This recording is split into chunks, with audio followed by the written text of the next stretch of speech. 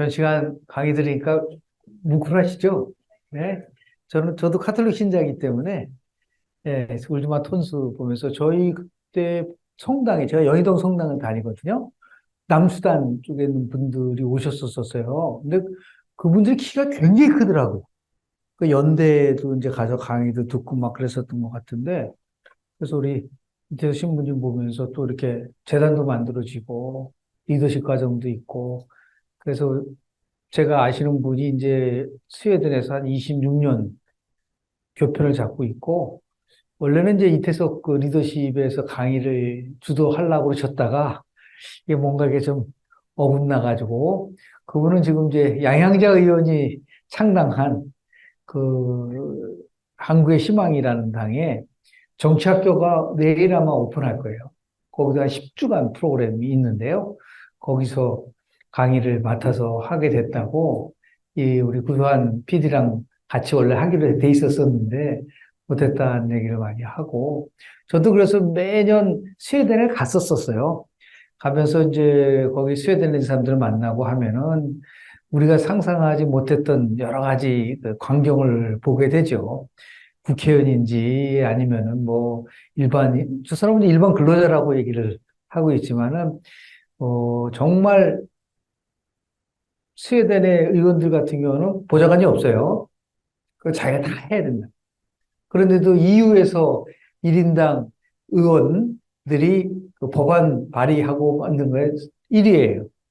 그러니까 거기는 뭐 한 진짜 봉사를 하기 위해서 그 의회 활동을 하고 있기 때문에 그래서 거기서 특권이라는 거는 없습니다. 그래서 그 말이 굉장히 인상이 남았었는데요. 가장 그 의원의 특권이 뭐냐? 그랬더니 우리 특권은 딱 하나다. 법을 만드는 거다. 그만큼 큰 특권이 어딨냐? 라고 해가지고, 아, 스웨덴의 그 정치의 그 투명성과 뭐 효율성과 경쟁력 등등을 안고 있는 여러 가지 상관으로 우리가 이제 북유럽 모델을 얘기를 많이 하고 있는데, 우리가 이제 그걸 따라가기 위해서 여러 가지 변화도 하고 개혁도 하고 하지만은 쉽지 않습니다. 제가 오늘 오후군요, 오후에 세미나가 있어서 제가 이제 발표를 했어요. 발표를 했는데 그 발표 내용이 공천과 관련된 거였었어요. 그러니까 좋은 지도자가 나오면은 좋은 나라를 만들 수 있죠. 근데 그 좋은 지도자가 선발되는 과정이 상당히 그 아직까지 한국 사회에서는 시스템화되어 있지는 않고 힘 있는 사람에 의해서 지배가 되다 보니까 정말 저 사람이 국회의원 맞나? 정치 지도자 맞나? 할 정도의 의원들이 한국 의회를 지배하고 있고, 지금 우리 의회는 뭐 완전히 양극화돼 있어가지고, 과거에서 보지 못했었던 여러 가지, 어, 현상들이 지금 나타나고 있는데, 결국은 뭐, 우리 옛날에 클린턴 대통령이 92년도에 아버지 부시랑 선거를 할 때, 다들 그때는 뭐, 아버지 부시가 현직 대통령이었었고, 그리고 뭐, 사막의 전쟁, 이라크 전쟁 때문에 지지율이 90%까지 됐었는데, 결국은 졌어요, 클린턴한테. 4년 만에 정권을 뺏긴 겁니다. 트럼프처럼. 그때 이제 그 클린턴 대통령 선거 참모 측들이 이제 제안했었던 메시지가 바로 Is economy stupid? 야, 문제는 경제야, 경제. 그러니까 경제가 나쁘면은 바꿔야 된다라고 하는 그런 그 유명한 슬로건을 얘기했는데 제가 이제 정치 과정과 관련돼서 저는 이제 미국의 아이오와라는 대학에서 의회 정치하고 실은 선거 정치를 전공을 했는데요. 그중에서도 제가 데이터 사이언스적 입각해서 그러니까 정치 현상을 아주 좀 과학적으로 연구하는 그런 학부를 갖고 있는 대학에 저희 유니버시티 오브 아이오와가 그래서 뭐 직관으로 얘기하는 것보다도 수많은 데이터, 실증적 사례를 통해서 연구를 하게 되게 됐는데 대한민국 정치는 이건희 회장님께서 그 옛날에 사류라고 얘기를 한 적이 있습니다. 그게 YS 정부 때거든요.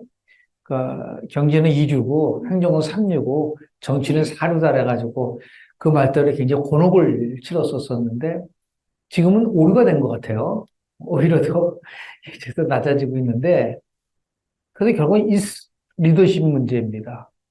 그러니까 제가 우리 정치 과정을 보면서 대한민국이 몇 가지가 없는데 가장 없는 것 중에 하나는 리더는 있는데 리더십은 없다.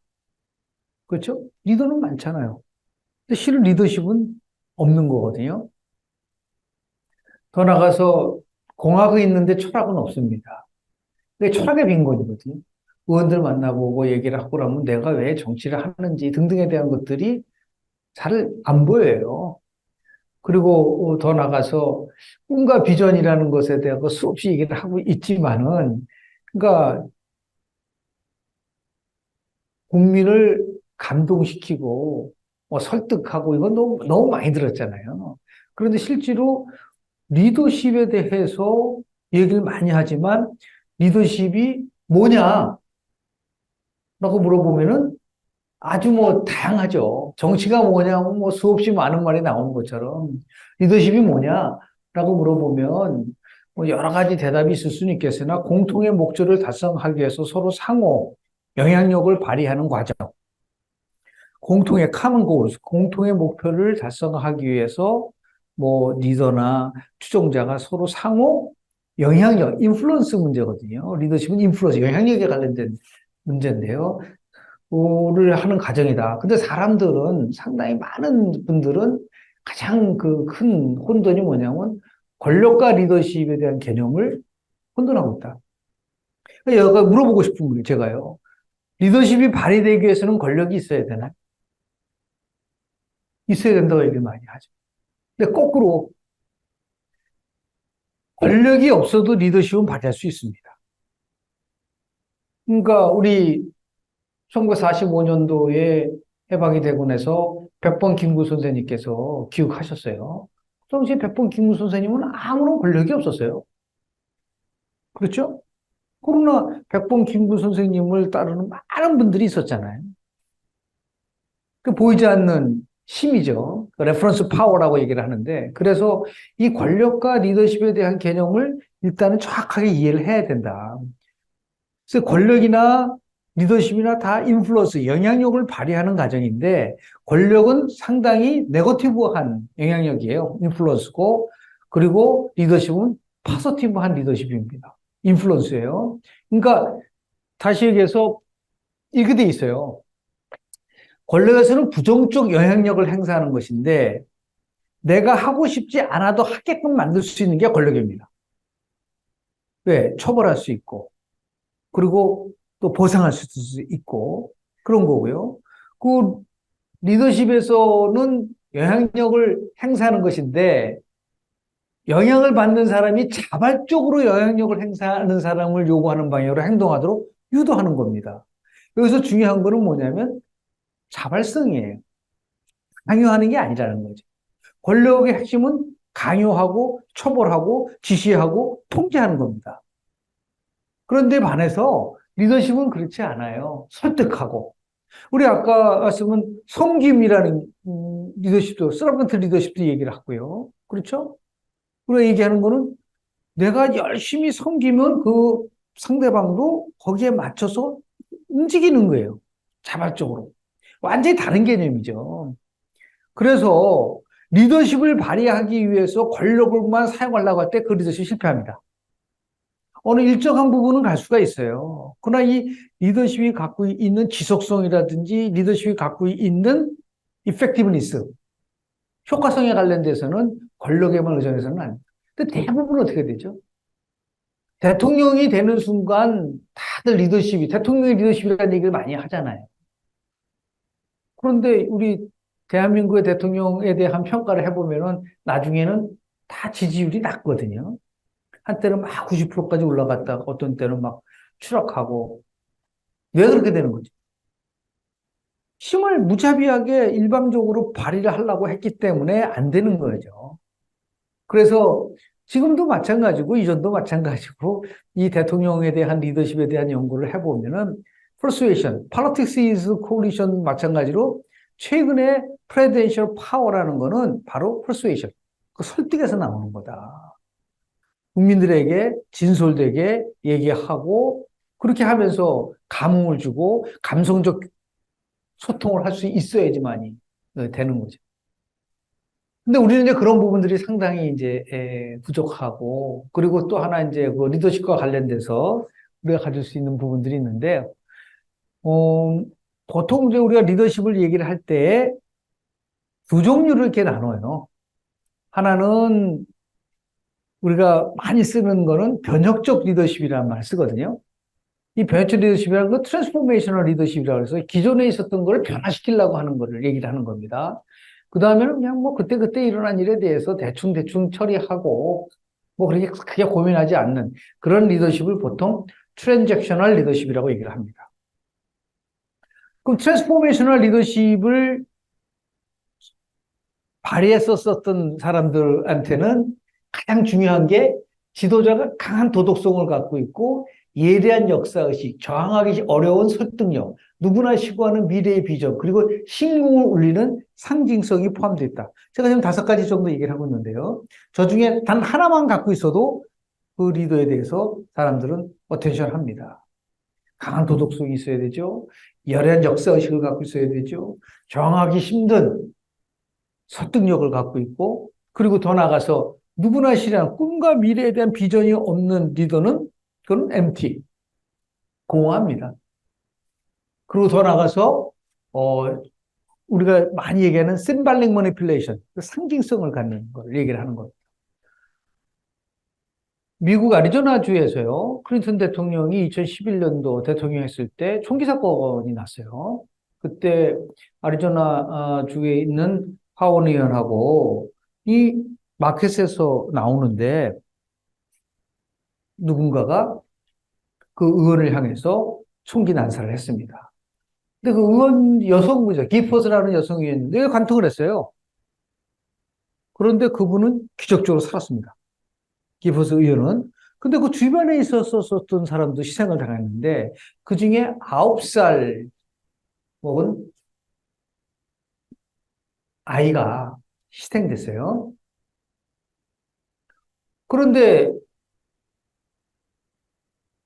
오바마 대통령이 그 장례식장을 간 겁니다.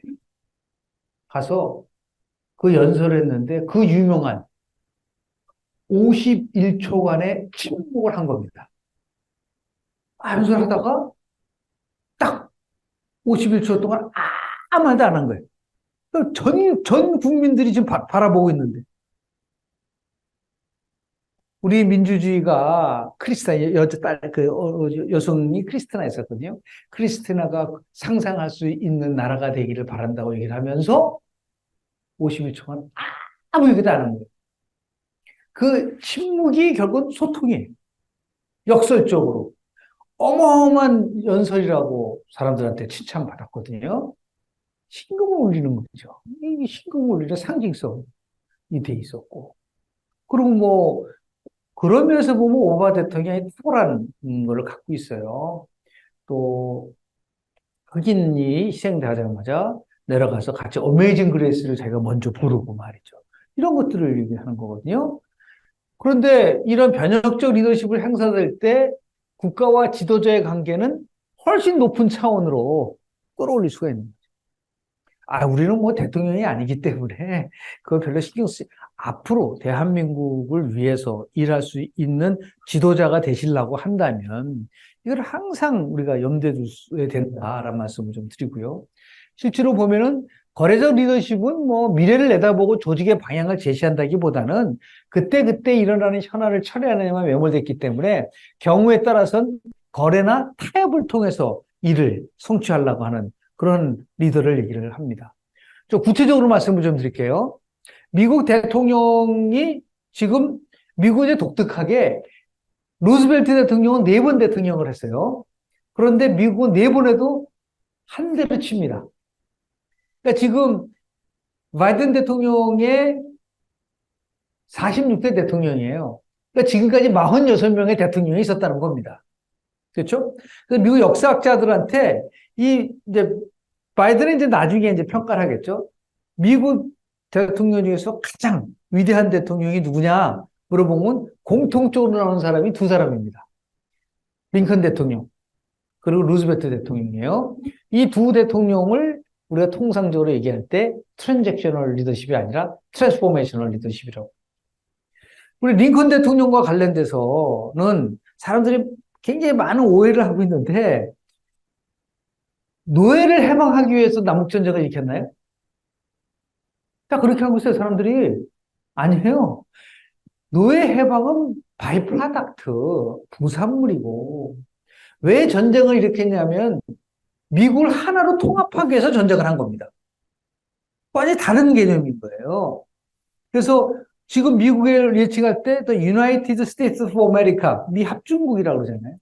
그때 만약에 링컨 대통령이 거래적 리더십을 보였다고 한다면, Separate States of America가 됐을 거다. 적당히 타협하는 거죠. 전쟁 안 하고 따라갔자. 그럼 남부연합이 있고, 그게 됐을 거다.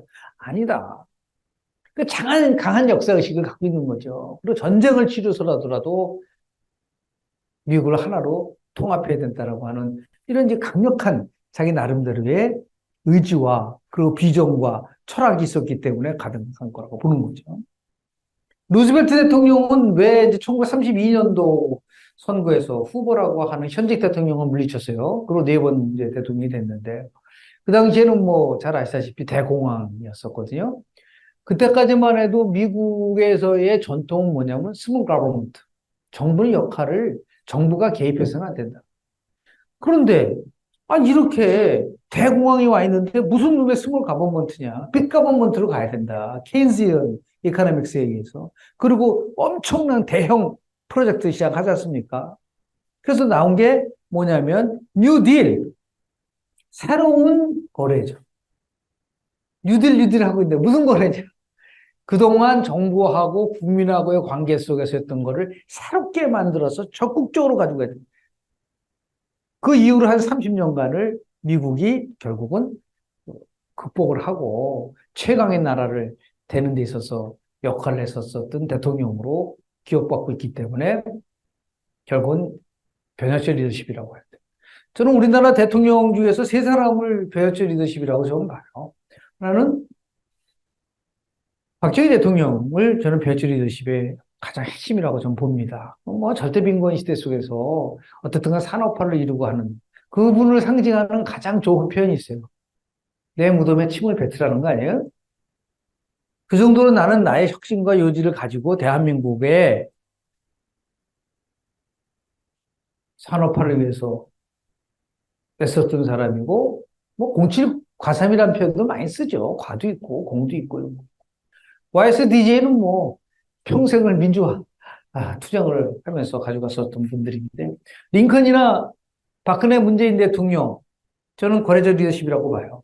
어떠한 뭐, 커다란 꿈과 비전 이런 거보다는 결국은 어떠한 특정한 진영의 지지를 받으면서 갔었었던 대통령이 아닌가요? 뭐, 이거 제가 사적인 그러한 거라고 좀 보는데요. 자, 그래서 제가 생각하고 있는 리더십 모델입니다. 근데 이거는 대통령이 아니어도 돼요. 여러분들처럼 리더가 어떤 식으로 돼야 될 수 있는 리더십 모델 부분인데요. 맨 왼쪽을 보면은 제가 아까 모두에도 말씀을 드렸지만은 우리 정치인들 만나보면 제일 부족한 게 뭐냐면 철학이에요. 이 철학을 너무 거창한데, 그러니까 철학은 없고 공학만 있는 거예요.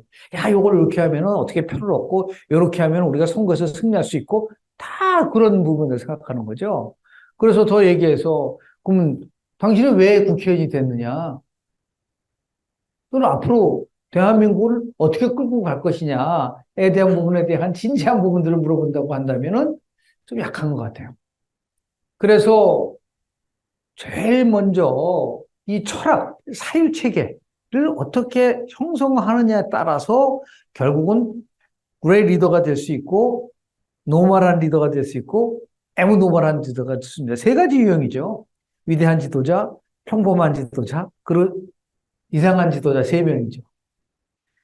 그중에서 정말 리더로서 존경을 받으려고 한다면 제일 첫 번째 과제는 뭐냐면 철학인 거예요. 우리 철학 얘기하면은 사람들이 너무 굉장히 힘든 것 같은데 너무 딱딱한 것 같은데 마이클 샌들 교수는 그 사람은 뭐 정의란 무엇인가를 가지고 책을 써서 한 100만 부 이상 팔았는데 그분이 얘기한 철학이란 무엇인가에 대한 개념은 굉장히 간단해요. 습관적으로 살아왔던 삶에 대해서 변화해 주는 게 철학이에요. 습관적으로 살아왔던, 뭐 매일 아침에 일어나서 뭐 하고, 이게 아니라 현재 내가 갖고 있는 이 상황에서 무엇인가를 변화시키고 노력하고 그래서 그거를 찾아갈 때, 그건 철학이 작동되는 거예요. 제가 평소에 아주 어렸을 때 좋아했었던 외국 배우가 있습니다. 오드리 헵번입니다. 로마의 휴일, 티파니의 아침. 그런데 어느 날 동대문을 이렇게 지나가는데요. 우리 동대문에 있는 DDP에 보니까 딱 위에 슬로건이 하나 거쳐져 있어요. 아름다움 그 이상의 아름다움이라고 딱 써 있더라고요. Beauty beyond beauty라고 돼 있어요. 아름다움 그 이상의 아름다움. 그 제가 이제 차에서 내려서 들어가 봤어요. 그때 이제 오드리 헵번의 삶에 대한 걸 쭉 이제 전시한 거예요. 딱 눈에 띄는 게 뭐냐면 1982년도에 모든 것을 다 내려놨습니다. 그리고 봉사를 하기 시작을 합니다.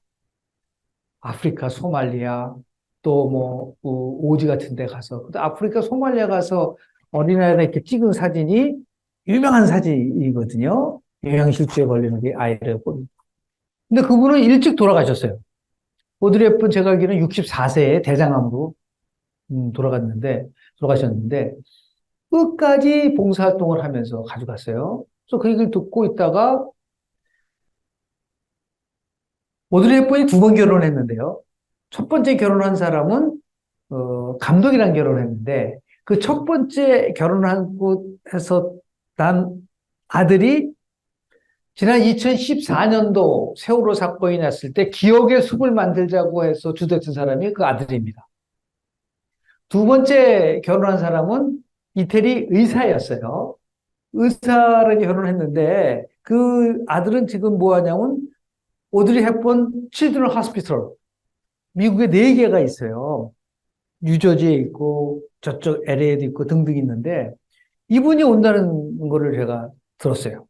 그래서 여성신문 그 당시에 제가 편집위원이었었는데 여성신문하고 그 둘째 아들하고 같이 1시간 인터뷰를 한 적이 있습니다. 그래서 제가 물어본 거는 오드리 헵번 너희 어머님이 네가 살아가면서 가장 강조했던 게 뭐냐? 라고 물어봤어요. 그랬더니 그 얘기를 하죠. You have two hands. 우리 두 개의 손이 있는데 one hand for me, the other hand for others. 한 손은 나를 위해서 쓰지만 다른 한 손은 남을 위해서 써야 된다라고 하는 끊임없이 봉사하고 또 봉사해야 된다. 그 얘기를 해서 제가 그랬습니다. Your mom is 철학자다. 철학자라고 해서 뭐 거창한 게 아니고 그 82년부터 자기가 습관적으로 살아왔었던 삶 벗어나서 뭔가 새로움을 추구하려고 하는 거기 안에서 변화가 올 수 있는 거다라는 거거든요. 가수 이은미 씨가 있습니다. 그분의 뭐 정치적 성향을 제가 얘기하는 게 아니고요. 제가 그분 콘서트를 4번 갔었는데요.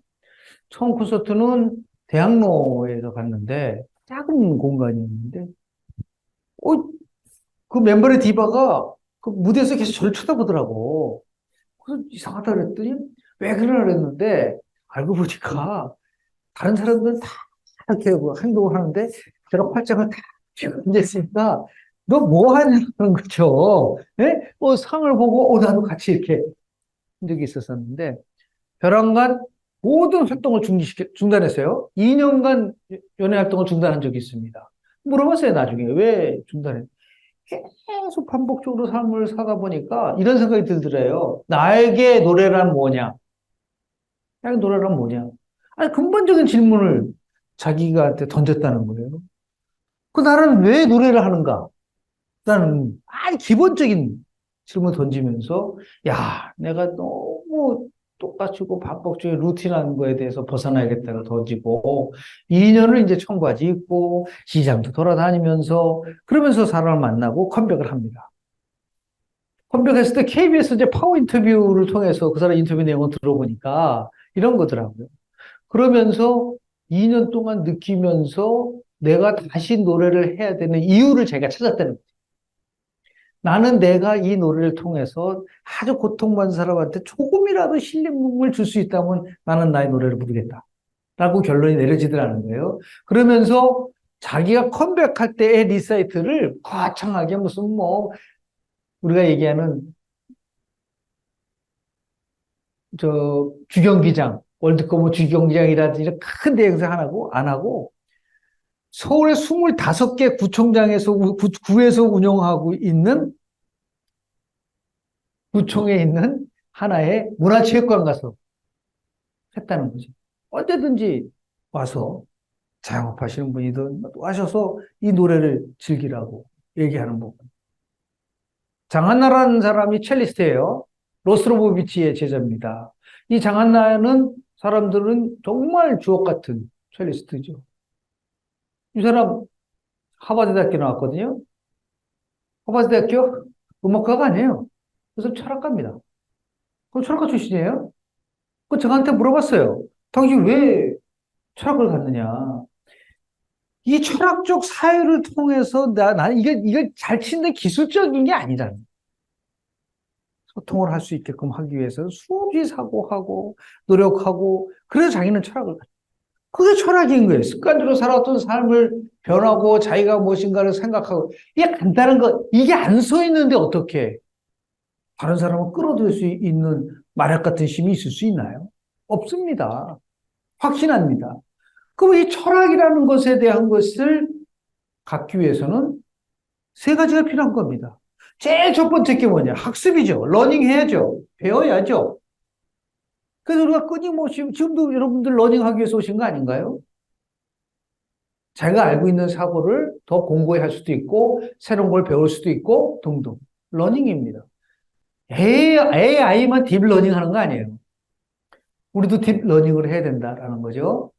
두 번째 부분이 바로 독서예요. 끊임없는 책을 통해서. 그러니까 빌 게이츠는 자기 성공의 가장 핵심은 뉴스페이퍼와 그리고 책을 통해서 얻었다는 부분들이 있거든요. 마지막 세 번째가 경험을 하는 거잖아요. 체험하는 거죠. 내가 직접 부닥쳐 보는 거죠. 그래야지 자기의 사고체가 만들어지는 겁니다. 가 만들어지는 거예요. 끊임없이 사유를 하고. 이렇게 해서 철학이 만들어지면 그 다음에 나오는 게 자기의 인사이트가 생긴다는 거죠. 통찰력이 생긴다. 그 통찰력과 더불어서 비전이 만들어지는 거죠. 지금 우리 정치인들이 비전이 없는 이유는 뭐냐면 철학이 없기 때문에 그렇고 왜 철학이 없냐면 이 세 가지를 안 했기 때문에 그런 거예요.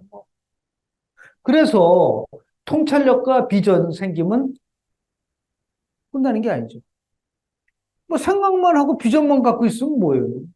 추진을 해야죠. 더 나가서 그럼 그 추진하는 거를 잘 끌고 갈 수 있는 전략이 필요하죠. 이러면 리더십이 만들어진다고 저는 생각을 합니다. 아까 박정희 대통령이 트랜스포메이셔널 리더십이라고 얘기했는데 지금은요 다들 아는 거예요. 1961년도 5.16 쿠데타 통해서 정권을 잡았어요. 뭐 대한민국에 뭐 자본이라는 거는 거의 없었던 상태입니다. 근데 그 사람이 딱 두 가지 전략을 쓴 겁니다. 제일 첫 번째 전략은 뭐냐면 그게 바로 불균형 성장 전략입니다. 일본으로부터 6억 달러를 받아가지고 이 3억 달러는 무상이고 3억 달러는 차관이었었어요. 그 6억 달러가 지금 뭐 너무 적게줬다고 하지만 그 당시에 일본 애들의 전체의 외환보유가 4분의 1을 받았어요. 근데 받고 나서 그냥 쓴 게 아니죠. 이게 우리가 얘기하는 고속도로하고 예를 들어서 포스코 만들고 그리고 더 나가서 이 자금을 어느 한쪽으로 쏠라서 키워야 된다. 그 탄생하게 재벌이에요. 그게 대기업입니다. 거기에 대한 비난도 많죠. 정경유착 포함해가지고. 하여튼 그랬었어요. 두 번째 전략은 뭐냐? 바로 수출 전략이에요. 내수를 한 게 아니라 수출을 통해. 그 당시에는 냉전 시대이기 때문에 우리가 수출을 하면은 자유국가들은 다 사두게 될 수 있는 부분들이 있는 거죠. 이 두 가지가 박정희 성장 모델의 핵심적 상황입니다. 수준상이에요. 지금 예를 들어서 윤석열 대통령, 문재인 대통령 뭐 서로 뭐 비판도 하고 막 그러지 않습니까? 그 윤석열 대통령 같은 경우는 뭐 그건 사실이 확인 안 해봤기 때문에 모르지만은 본인 얘기를 많이 하신다 그러죠? 그렇죠? 그럼 언론을 통해서 좀 나오긴 나와요. 박정희 대통령이나 이건희, 우리 고 이건희 회장이나 공통점이 있다 그러더라고요. 말을 안 하죠. 말을 안 한다는 거예요. 대화할 때 말을 안 한다는 거예요. 잠깐 만난다 얘기나. 그 좀 이상하다 그러면은 담당 과장 한번 오거라. 담당 과장. 그 담당 과장이 훨씬 잘 알게 되면은 그 장관은 완전히 그냥 우리가 표현하면은 대통령으로부터 인정받지 못하게 되죠. 그러다 보니까 장관들이 박정희 시대 때는 그 밑에 있는 과장과 끊임없이 소통하면서 완전히 새롭게가 아니라 이해를 한 상태에서 들어온다는 거예요. 그거 쉽지 않은 거예요. 대통령이 자기가 마음대로 막 할 수 있다? 그런 한계가 있죠. 대통령이 뭐 다 할 수 있나요? 옛날에 뭐 우리 이명박 대통령 만나면 항상 쓰는 말이 있었거든요. 내가 해봐서 아는데, 그러니까 우리 이제 고인이 됐지만, 우리 정도원 의원은 그랬다고. 아니, 뭘 그렇게 다 해보셨어요. 다 해보셨냐고. 그게 되게 있었는데. 두 번째는 대통령실에서 대통령한테 보고하는 내용들은요, 전부 다 긍정적이게만 올라갑니다. 그리고 박정희 대통령은 이거 말고 안 되는 이유를 얘기하는 거예요. 이게 왜 안 되는 이유를 올려라. 잘 되는 이유를 하지 말고 안 되는 이유. 마지막 세 번째는 목표치를 얘기하지 말고 실적을 얘기해라. 완전히 다른 거예요. 그러니까 이게 팍 돌아가죠. 목표 정해놓고 실적 따지고 이게 이제 산업화의 동력이 됐는데 지금 박정희가 살아서 오잖아요. 박정희 대통령의 리더십은 절대로 성공할 수 없습니다. 완전히 바뀌었기 때문에 시상이 바뀌었기 때문에 리더십이라는 거는 프로퍼티하고 쉽게 컨텍스처 상황과 자질이 결합돼서 나오는 거예요. 지금이 뭐 2023년인데 1960년대랑 안 되죠. 이런 거와 마찬가지로 이 부분들 속에서 통찰력과 비전이라는 부분들을 만들어내기 위해서 오늘의 핵심 포인트는 뭐냐면 철학이에요. 철학에 대한 부분이다. 그러면서 이제 더 나아가서 우리가 이제 리더십과 관련돼서 제가 한번 여쭤볼게요. 리더십은 갖고 태어나는 걸까요? 아니면은 학습을 통해서 만들어질 수 있을까요? 저는 뭐가 나올지 다 알아요. 후자에 대한 답이 훨씬 많이 나옵니다. 진짜 그럴까요? 디벨로프 될 수 있나요? 그럼 내가 볼 때 두 사람은 안만 해도 안 될 것 같은데? 라고 하는 사람도 있을 수도 있고. 1960년에 미국 UCLA에서 원숭이를 상대로 해서 실험을 했습니다. 60년대에서부터 미국은 그 바이오 팔리틱스가 굉장히 활발하게 진행이 됐어요. 그러니까 바이오를 통해서 정치를 연구하는 거죠. 그래서 그때만 해도 이제 블러드 타입 가지고도 연구를 하고 다 그랬는데 왜 그런지 모르지만 1960년에 UCLA 팀들이 원숭이를 관찰을 하고 원숭이 리더십을 에 대한 얘기를 했습니다. 그러면서 뭐를 얘기를 했냐면 리더가 아닌 사람 중에서 가장 큰 차이가 뭘까? 그게 이제 퍼즐이었거든요. 근데 바이오 쪽의 관점에서 보니까 리더가 아닌 사람보다 이 피 속에 WBC라고 하는 화이트 블러드 세로토닌이라는 물질이 훨씬 많다는 것을 발견했어요. 왜 그런지는 몰라요. 그런 걸 발견했어요. 근데 1970년에 제가 나온 유니버시티 아이오와의 메슨 교수가 그걸 학생을 상대로 해서 실험을 했습니다. 8개 그룹을 만들어 놓고 그 그룹에다가 이제 문제를 주고 그 문제를 맞히는 팀에게는 엄청난 리워드를 주는 거로 하는 거였었습니다. 그리고 관찰을 한 거예요. 그러니까 자연스럽게 각 팀마다 리더처럼 부상되는 사람들이 나오더라 이거죠. 야, 이건 이렇게 합시다. 이건 저렇게 합시다. 또 어떤 사람은 이제 아예 알았어요. 뭐 저거 따라 그런 거라는 거죠. 그래서 리더처럼 활동하고 그런 사람들을 딱 뽑아서 피를 뽑아봤어요. WBC 레벨이 진짜 높는 거예요. 그래서 그 APSR이라고 하는 미국 정치학회보에다도 논문을 발표했는데 그거가 이제 주는 함의는 뭐냐면 정치는 아무나 해서는 안 된다 했었어요. 그러니까 WBC 레벨이 일정한 수준을 넘지 않은 애가 하는 건 거의 망한다는 거죠. 만약에 내년도 총선을 포함해서 정치를 하고 싶은 사람이 있으면 꼭 저를 찾아오세요.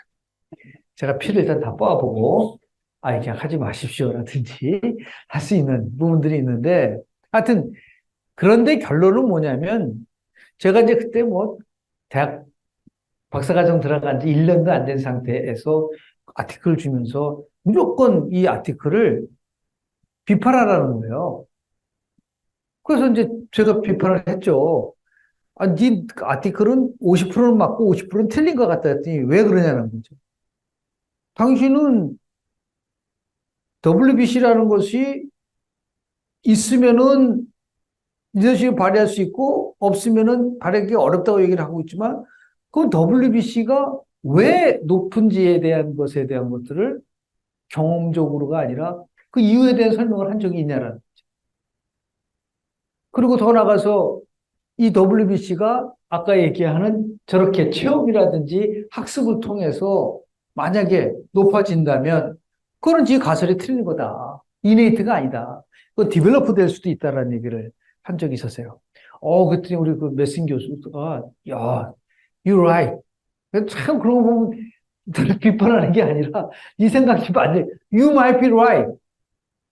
너 맞을지 모른다 이거예요. 그 나중에 성적표를 받아보니까 너무 좋은 성적을 받은 적이 있었어요. 근데 하여튼 간에 우리가 얘기하는 여러 가지 중에서 리더십은 디벨로프 될 수 있다. 어떻게 디벨로프 할 수 있냐라는 거죠. How to. 그래서 이제 제가 제 나름대로 그동안 이제 리더십에 관련된 여러 가지 뭐 연구 그리고 등등을 포함해서 이걸 하는데 참 여기 또 하나가 있구나. 제가 가만히 있더라. 여기 있구나. 네. 여기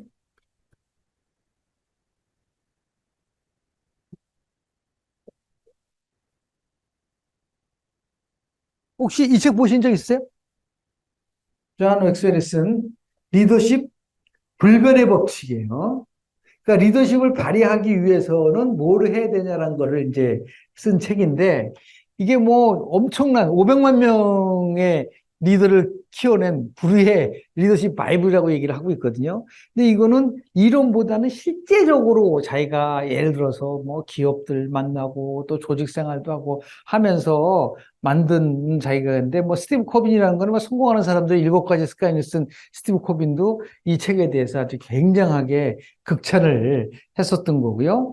나의 삶을 바꾸는 리더십 연구의 결정판이라고는 존 맥스웰의 리더십 불변의 법칙이라는 게 있는 책이 있는데요. 나중에 한번 기회 되시면 한번 읽어보시기 바라고요. 저는 이제 불변의 법칙은 아니고 그렇지는 아니고 나아가서 자 리더십을 키우고 리더십을 형성하기 위한 10가지 리더십의 기반에 대해서 말씀을 좀 빠르게 말씀을 좀 드리도록 하겠습니다. 시간이 없으니까. 제일 먼저 리더가 되기 위해서는 철학과 긍정의 언어를 써야 된다. 철학에 대한 사고를 죽이고 항상 긍정의 언어를 써야 되는데 지금 대한민국 정치는 전부 다 부정의 언어예요. 막말도 하고. 그래서 세상이 바뀌었다 그러더라고요. 아니 가는 말이 고와야 오는 말이 곱다. 제가 어렸을 때 배웠거든요. 아니래요 요새는. 가는 말이 더러워야 오는 말이 곱다라고 얘기할 정도로 근데 사람들한테 이게 소통을 하고 공감을 하는 데는 끊임없는 우리가 그 특히 정치인들 같은 경우는 긍정의 어를 써야 되는데 이상하게 그렇지는 않아요. 그리고 아까 얘기한 그 부분인데 제가 한때 좋아했었던 그 자동차 광고 중에 하나가 있는데요. 그 체어맨이라고 하는 광고가 있어요. 지금 뭐 체어맨이 이제 많이 옛날보다는 좀 위상이 좀 떨어졌죠. 처음 나왔을 때 그 체어맨이라는 광고를 보면은 아주 그냥 쫙 나옵니다. 이 광고가 마음에 들었어요. 10년을 생각하면 기술이지만 100년을 생각하면 철학입니다. 100년 철학의 명차 체어맨이라고. 자동차를 가지고 철학을 가지고 만든 최초의 광고가 아니었나. 그 이탄은 뭐냐? 변화의 시작은 철학이다. 변화하려면 철학에 대한 부분들을 얘기를 해서, 야, 이거 참, 나름대로 좀, 한번, 철학이 있는 지도자는 국민들의 삶과 그들의 삶에 대해서 생각하는 방식, 공동체 생활에 대해 생각하는 방식에 대해서 어느 정도 영향을 줄 수가 있는 겁니다. 그래서 여러분들 반복해서 말씀을 드리지만은, 이렇게 그 자신의 사유체제, 철학에 대한 부분들이 정말 정말 중요하다라고 하는 부분을 말씀을 좀 드리고요. 두 번째는 저 사다리 밑에 8마리의 원숭이가 있습니다. 그 위에는 바나나가 하나 달려 있어요. 저 바나나 따먹으려고 8마리 원숭이 중에 한 사람이 바나나 따먹으러 올라갔습니다. 근데 벼랑간 전혀 이상하지 않게 옆에서 누가 물을 확 뿌리는 거예요. 버킷에. 그래서 따바르르 올라갔던 원숭이 하나가 물을 맞고 밑으로 떨어졌어요. 그러니까 이 원숭이만 물벼락을 맞는 게 아니라 그 밑에 있었던 나머지 7마리도 같이 물벼락을 맞은 겁니다. 이상하다. 그래서 눈치 보다가 또 한 원숭이가 바나나를 따먹으러 올라갔는데 똑같은 일이 벌어진 거예요. 그래서 물벼락 맞았습니다. 그다음부터는 어떤 원숭이도 바나나를 따먹으려고 올라가지를 않아요. 그러다가 한 마리의 원숭이가 바뀌었어요. 나가고 새로운 원숭이. 그 원숭이는 물벼락 경험이 없는 원숭이죠. 딱 보니까, 바나나가 있거든요. 이상하다, 여기 안 따먹지? 눈치를 보면서 차곡차곡 사다리로 올라갔는데, what happened? 무슨 일이 벌어졌을까요? 물벼락이 친 게 아니라 그 바나나를 따먹어 올라가는 원숭이를 끄집어 내리는 거야. 밑에 있는 원숭이. 올라가지 마! Don't do that이죠. 예? 왜? 얘 올라가면 물벼락을 맞으니까. 그러니까 그래서 이 원숭이는 영문도 모르고 끌려 내려와가지고 구타당하고 막 그런 거예요.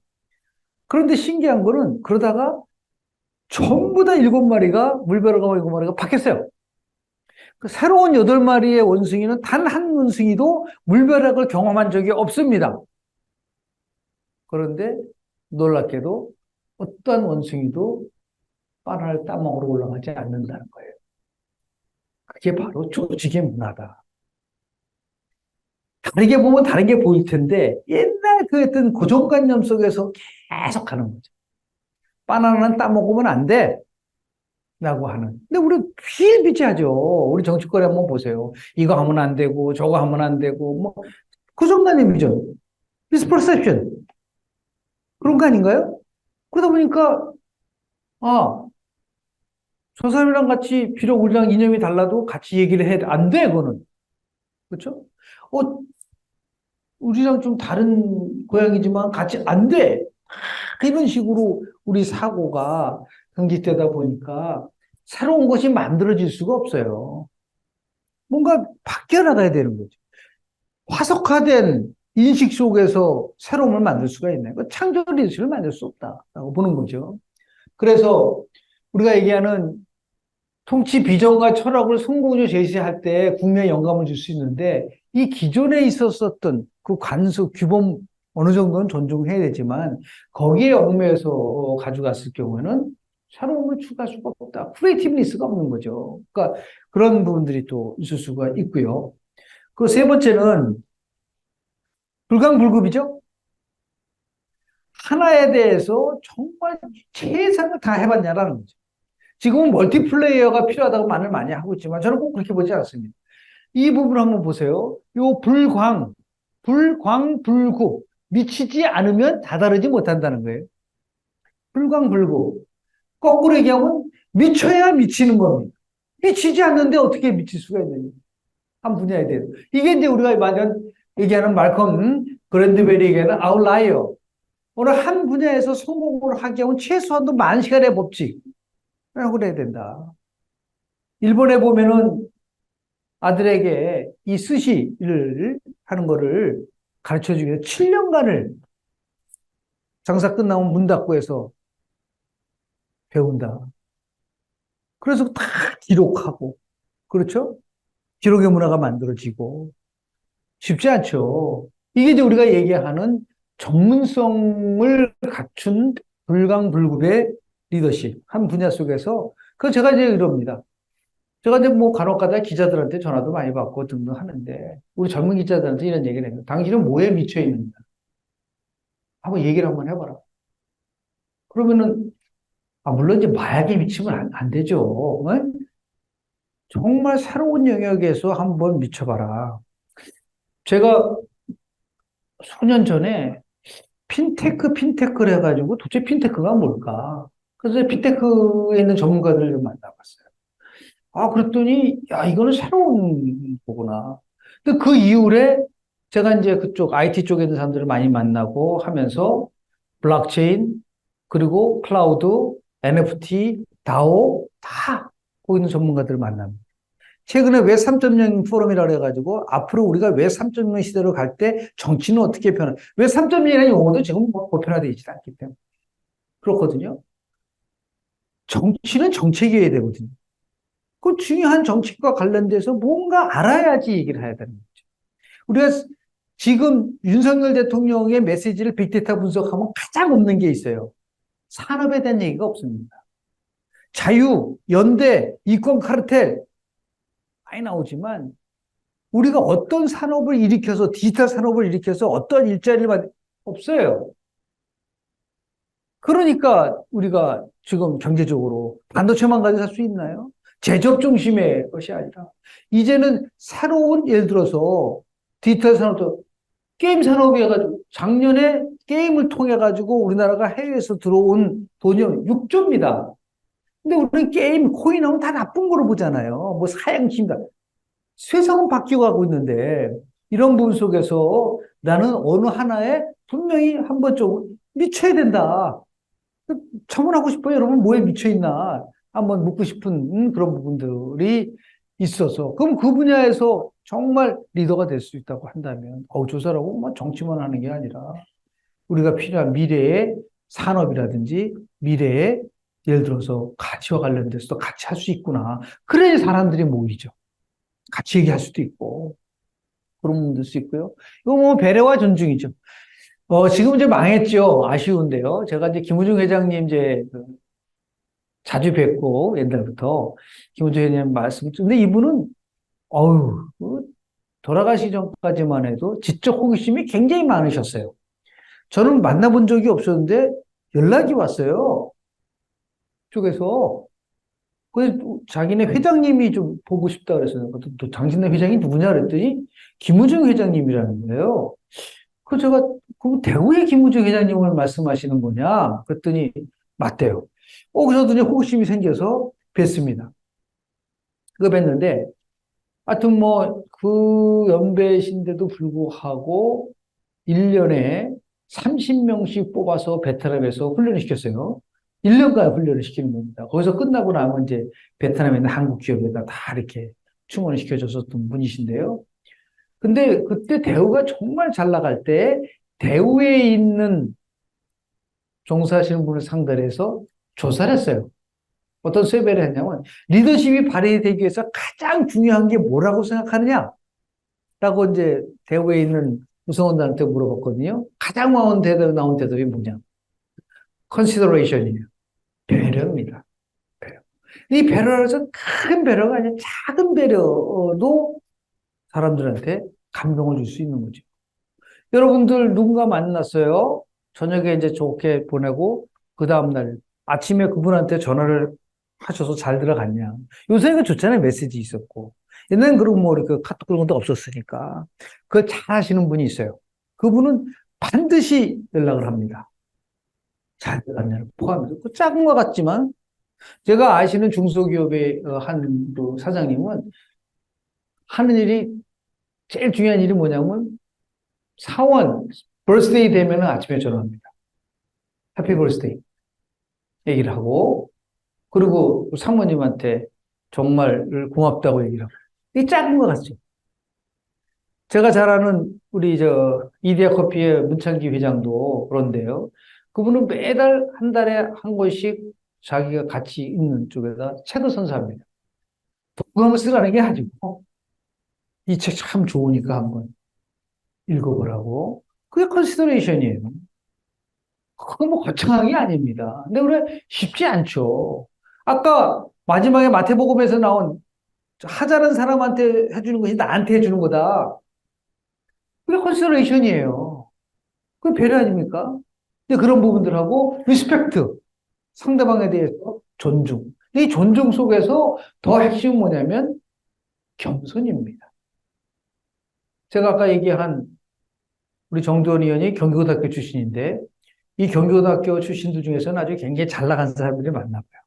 그러면은 거기 굉장히 존경받는 이제 은사님을 또 모신다네요. 그럴 거 아니겠어요? 제가 고등학교 때 은사님이시니까.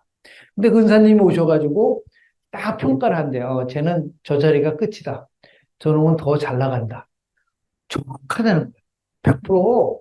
그건 나중에 물어보더니 그걸 어떻게 아시냐, 그러면 만나서 그냥 자기 자랑하고 계속해서 걔는 거기에 끝이고 끊임없이 겸손하게 전 아직 모자랍니다.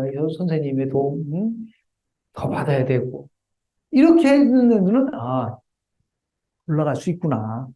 우리는 근데 되게 교만하거든요. 그렇죠. 정치권에서 정말 보면은 제가 경험한 바로는 이 말 나오는 순간 그 사람은 무너지는 거예요. 제가 옛날에 누가 아닙니다. 옛날에 누가 아니다는 말을 쓸 때 무너지는 경우가 많았는데 그렇게 해서 우리가 얘기하는 부분들이 있는 거죠. 그러니까 그 리더가 구성원들을 존경받을 수 있는 방법. 요거는 여호와에 나와요. 불변의 법칙에서 나옵니다. 보면은 역량, 이거야 뭐 당연한 거고.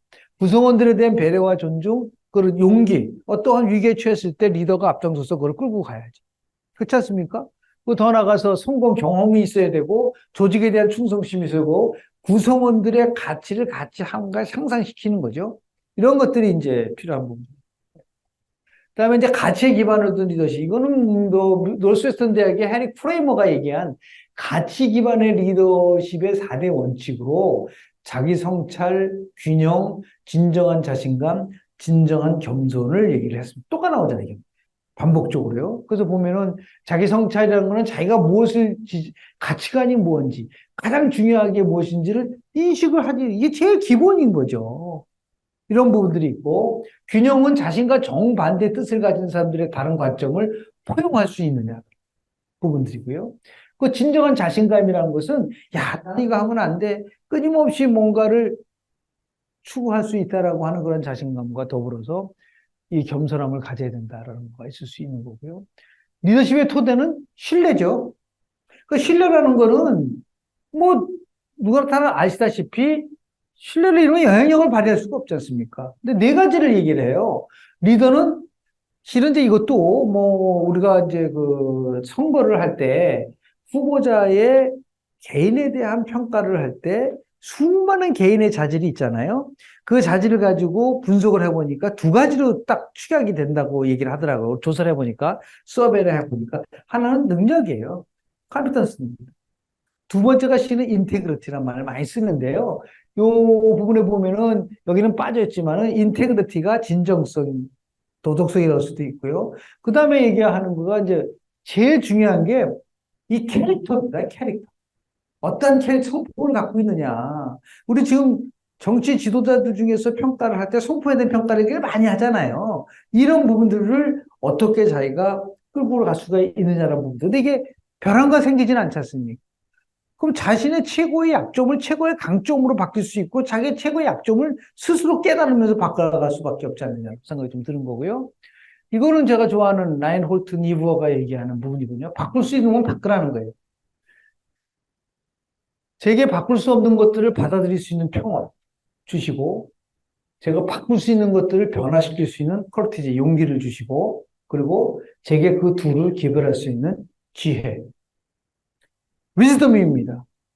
지식보다 더 중요한 건 지혜예요. 우리가 정보, 지식, 지혜라고 얘기하면은 지식과 정보를 가지고서 지혜를 만들어 가야 된다. 부분들이 있는데요. 이 가서 평온의 기도 속에서 우리는 안 바꾸려고 하죠. 한번 하고 딱 고착된 건 안 바꾸려고 하는데 그렇게 했을 경우에는 그 경직된 리더십을 보일 수밖에 없고 그러고 있는데 아까 우리가 얘기했었던 우리 구피디가 얘기했었던 성김의 리더십이 나올 수 있나요? 못 나옵니다. 자기가 항상 이러한 나름대로의 바꿀 그럴 수 있거나 바꿀 수 있다라고 생각하는 그러한 리더십을 보여줘야 된다고 볼 수가 있고요. 그다음에 결국은 리더십은 프로퍼티가 아니라는 거예요. 리더십은 속성이 아니라 관계다라는 거거든요. 그래서 리더십이 있느냐 없느냐 그게 아니라 어떠한 리더십을 발휘해서 이거를 더 무아와레스처럼 사람과의 관계 속을 더 끌고 갈 수 있느냐라는 게 핵심인 거죠. 내가 갖고 있는 속성으로 이해하면 안 된다. 프로퍼티로 이해하면 안 된다는 거죠. 그럼 어떻게 속성을 할까? 가장 큰 거는 머리보다 마음을 먼저 움직여야 된다. 이거는 뭐 제가 뭐 정치인한테 공개적으로 방송에서 얘기를 한 건데 대통령 후보로 나오신 분인데 제가 정치에 대해서 많지는 않지만 나는 이렇게 생각한다고 얘기하면서 얘기를 한 거죠. 있은 적이 있어요. 정치는 머리로 하는 게 아니라 가슴으로 하는 거라고 나는 알고 있다. 정치는 혼자 하는 게 아니라 함께 하는 거고, 그리고 정치는 자기 이익을 추구하는 게 아니라 결국 공익을 위해서 일하는 이 세 가지가 체화될 수 있을 때만이 진정한 리더가 될 수 있다고. 아무리 똑똑하고 아무리 예를 들어서 정말 총명한다 하더라도 힘이 없고 그리고 함께 못하면서 그 자기만 생각하는 정치는 결코 성공할 수 없다라는 부분들을 얘기를 한 적이 있거든요. 그래서 우리가 얘기하는 이 관계에 대한 부분들, 행복도 마찬가지예요. 우리 아까 스웨덴 얘기를 하면서 제가 2006년도에 오세훈 서울시장이 처음에 서울시장이 됐을 때 제가 빅 프로젝트를 한 적이 있었습니다. 전 세계 8개 대도시에 살고 있는 분들에 대한 행복 조사를 한 적이 있었어요. 근데 가장 높게 나온 쪽이 역시 그 스톡홀름입니다. 가장 낮은 거는 서울이었었는데 거기서 보면은 공통점이 뭐냐면 이 커뮤니티 같이 함께 할 수 있는 커뮤니티가 있다는 것에 대해서 굉장히 이제 아까 이웃과 같이 함께 할 수 있다는 부분들이 이게 그 관계죠. 얼마만큼 그 관계를 만들어 가느냐라는 부분 속에서 중요함을 가질 수밖에 없는데요. 그래서 우리가 소통을 할 때 자신에 대한 믿음도 있지만 진지하게 대화하고 상대방이 가지고 있는 것을 말하고 자신이 말하는 것을 먼저 실행해야 된다라는 이 부분이에요. 지도자가 리더라는 사람이 자기는 실행하지 않고 말만 하고 책임은 또 다른 사람한테 넘기고 이럴 경우에는 뭐 같이 갈 수가 없지 않나 생각이 들고요. 방향과 희망을 제시해 줘야 된다. 리더잖아요. 리더 끌고 가려면 뭘 갖고 끌러가죠? 비전과 꿈과 비전을 가지고 야, 저 같이 가면 할 수 있겠구나 하는 생각을 갈 수 있게끔 해야 되는 관계를 중시하는 거고요. 이 책임윤리죠. 왜 도덕인가라는 책에서 보면은 우리가 얘기하는 도덕이 살아 움직여야 정의가 살고 정의가 살아야지 원칙이 사는 겁니다.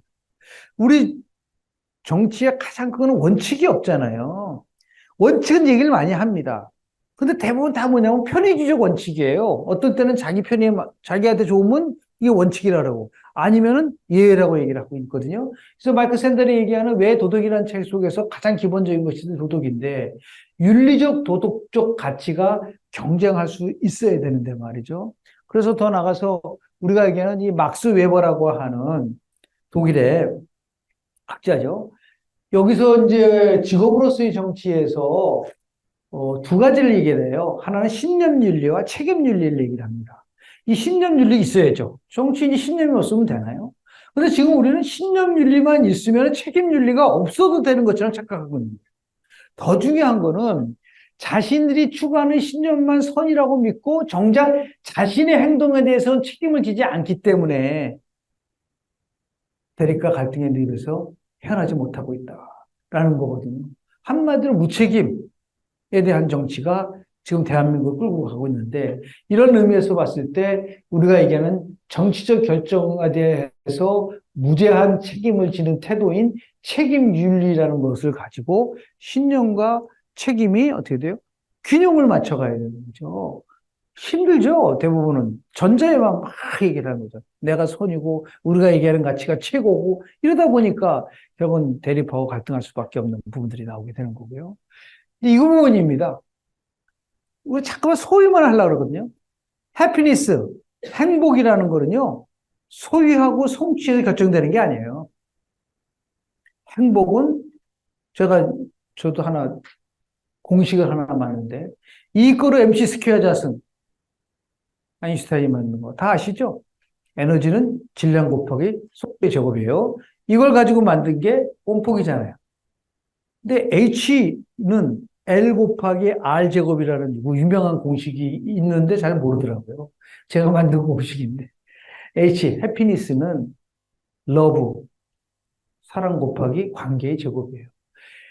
제가 실제로 그 통계를 보니까 삶을 끊으려고, 자살을 하려고 했다가 미수였던 사람들한테 물어봤어요. 왜 자살하려고 했냐. 근데 가장 많이 나온 대답이 뭐냐면, 자기가 가장 소중하게 여겼던 사람들한테 배신당했다. 그 관계가 망가진 거죠. 인간에서 가장, 저는 신앙인이기 때문에 가장 일차적으로 가장 가까운 관계는 주님이죠. 그 다음에 부모님이죠. 형제죠. 친구죠. 동료죠. 그런 가장 가까운 사람한테 상처받을 때, 그때 극단적 선택을 한다는 거거든요. 그러니까 끊임없이 뭔가를 막 소유하려고 하다 보니까 나온 현상입니다. 무엇인가를 끊임없이 버릴 생각을 해야 되는데, 우리는 지금도 뭔가 돈을 벌어야 되고, 뭔가 하려고 하는 이런 부분들이 있는 거죠. 그래서 우리가 얘기하는 무소유의 리더십. 오늘 뭐 이렇게 늦게까지 강의를 들으셨으니까 또 선물을 드려야 되지 않겠어요? 오늘 이제 집에 들어가셔가지고, 이 하얀, 이거 있죠? A4 용지, 백지, 요 백지 딱 두 장을 놓고 아주 굉장히 좀 산만하지 않고 집중을 하면서 한번 자문 한번 하세요. 내가 왜, 내가 왜 성공하지 못하면 무슨 이유입니까? 뭐 써보세요. 제가 제일 잘 알잖아요. 써보십시오. 두 번째 백지에는 그럼 내가 뭘 하나 버리려면은 뭘 버릴까? 딱 하나만 버려요. 딱 하나만. 그리고 그걸 실천 한번 해보십시오. 만약에 자기가 꼭 버려야 될 거 세 개를 버렸는데도 성공하지 못하면 저 찾아오세요. 제가 보상은 못하지만은 성공하지 않을 수가 없어요. 이거는 저희 신부님이 우리 신자들한테 똑같은 얘기를 하셨어요. 그때 연말이었었는데 이제 제아의 종소리를 들으면서 꼭 그걸 한번 해봐라. 내가 왜 내가 만약에 천국에 가지 못하면 왜 못 갈까? 써보래요 옆에다가. 그 두 번째는 그러면 천국에 가기 위해서는 내가 뭘 버려야 되는지 한번 써봐. 이 두 개를. 그리고 1년 후에 재정 소리를 들으면서 그때 진짜 버렸는지 안 버렸는지를 한번 확인 한번 해봐라. 그리고 세 개 이상 만약에 버렸는데도 천국에 못 가면 내가 하느님한테 컴플레인 하겠다라고 한 적이 있었어요. 버려야 돼요. 가끔 어떤 사람은 게으름, 어떤 사람은 증오하는 마음, 분노하는 마음 쌓였거든요. 그런데 조만간 깨닫게 되거든요. 해탈은 찰나에서 옵니다. 해탈은 찰나. 그래서 끊임없이 사고하다 보면은 해탈하는 거거든요. 이거 다 원조가 될 수 있어요. 네? 그래서 우리가 지금 얘기하는 여러 가지 상황에 대한 부분들을 한 10가지를 얘기를 했는데요. 이제 마지막 이제 결론은 뭐냐면, 자, 우리가 얘기하는 리더가 되는 데서 영향을 미력하는 7가지 중에서 성품, 관계, 지식, 직관, 경험, 과거의 성공, 능력. 이 7가지가 실은 그 중에서 어떤 거를 할 것인지는 잘 모르겠어요. 마지막으로 제가 이제 좋아했었던 우리 한반도 선진화재단의 이사장이었었던 박세일 선생님께서 돌아가시기 전에 2017년도 제가 1월 달에 돌아가셨는데요. 그때 자기가 그 아픈 몸을 보면서 지도자의 길이라는 그 지금 여러분들 네이버 가시면요. 박세일의 지도자기라고 치면은 뜹니다. 지도자가 되기 위해서 뭐를 해야 되느냐라고 하는 거를 쓰신 거예요. 4가지를 얘기를 하셨어요. 정말 이거 필요하다라고 얘기를 하면서 첫 번째가 애민과 수기. 정말 우리 지도자가 될 분들은 국민들을 사랑해야 된다. 우리 애기 애타잖아요. 자기를 사랑하는 만큼 남을 사랑하라고 얘기하는 이게 지금 애기 애타 리더십 아닌가요? 이 애민 정신이라는 게 있어야 되는데 자기만 사랑하고 특정한 지역, 특정한 세력만 사랑하지 말고 수기. 수신제가 치구평찬 아닌가요? 자기 수양이 안 되는데 어떻게 사람을 끌고 갈 수가 있나요? 불가능하죠. 그렇죠? 그래서 이러한 애민과 수기가 있고 비전. 내가 뭘 할 것이라는 비전과 그 비전을 실현하기 방향은 아까 얘기한 전략이랑 비슷합니다. 이게 있어야 된다. 세 번째가 선천과 구역. 수없이 들어야 된다는 거. 들어야 된다. 자기가 얘기하는 것이 아니라 들어야 된다. 구현. 진짜 현명한 사람을 구해야 된다. 자기 주변에 많은 좋은 현명한 사람이 있으면 그 리더는 더불어서 빛이 나는 거죠. 자기만 유아독존 똑똑 안 돼요. 그렇지 않나요? 그리고 네 번째 후사와 해양. 후사는 뭐냐면 우리 리더들의 착각은 뭐냐면 내가 모든 걸 다 알겠다라고 생각을 하는 거예요. 그렇지 않아요. 이거는 내가 여기까지만 하고 다음에는 다른 사람이 가고 또 계속 발전해 가는 건데 우리는 뭐 자기가 임기 5년 만에 다 한다고 해요. 임기 5년 만에 어떻게 다 할 수 있어요? 대한민국 대통령 임기가 5년인가요? 5년이에요? 그건 헌법상의 5년이지만 실질적으로 3년 반이에요. 3년 반 지나면 다 하는 거거든요. 그래서 우리가 얘기하는 후속. 회향은 뭐냐면 이건 내가 한 게 아니라는 거죠. 나 때문에 된 게 아니라 같이 함께 했기 때문에 된 거라는 이 생각을 항상 갖고 있어야 된다는 거죠. 이 네 가지가 앞으로 지도자가 되려면은 정말 절실하게 느끼고 그래서 끌고 갈 수 있어야 된다는 얘기를 하고 있습니다. 그 리더십 게임은 모두 학습 가능한 거라고 일단 말씀을 좀 드리고요.